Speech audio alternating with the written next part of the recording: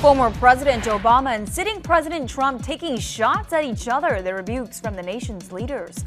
And driving under the influence doesn't just go for those behind the wheel, but also those behind the handlebars. How Springfield is working to bring awareness to the issue.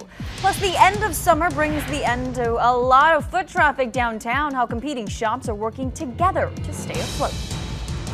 Thanks for watching News Channel 20 after the game. I'm Nguyen. Those stories in just a moment, but first, soggy weather. Let's go to meteorologist Thomas Patrick. And Thomas, we've seen cloudy and gray skies. Are we expecting more rain this weekend? Yeah, just a little bit more though. Thank you, Thomas. After remaining silent since leaving the White House, former President Barack Obama spoke publicly for the second time in 2 days about the midterm elections.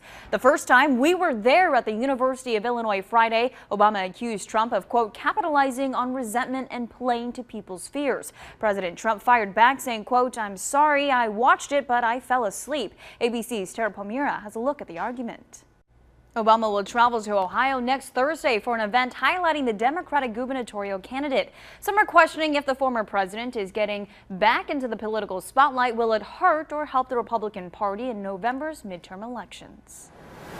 A young man is dead after a crash in Effingham County. The crash happened on diateric blacktop about 2 miles south of Montrose. Reports say 20-year-old Zachary Cohen lost control of his motorcycle and slid into the path of a truck tractor. Cohen is pronounced dead at the scene. 30-year-old Brandon Barnes in the truck was sent to the local hospital. A judge sentences a Springfield woman to an extra 6 months in prison after learning about a letter of support she submitted to the court was falsified. 31-year-old Elizabeth Gonzalez was sentenced last month to 15 months in prison for embezzling more than $47,500 from a bank where she worked. At a hearing yesterday, her supervisor testified he never wrote that letter.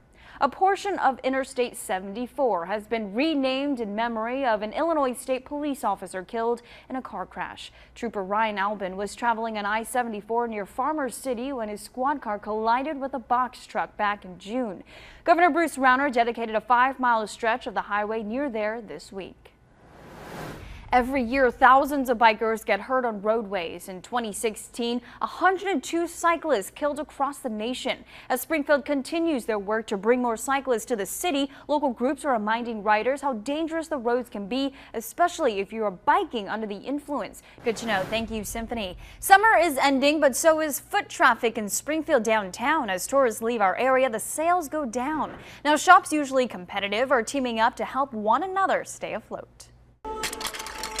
Shopping local, a fun, unique experience, but a dying industry. All the shops face challenges downtown. Great people there. Coming up next on News Channel 20, a beautiful sight at Oak Ridge Cemetery, why many came out to visit the grounds today. Plus the first ever Family Day in Springfield, how the community gifted some support to burn survivors. And later in sports, we check in with the Southern Illinois Salukis after their game against Ole Miss this afternoon.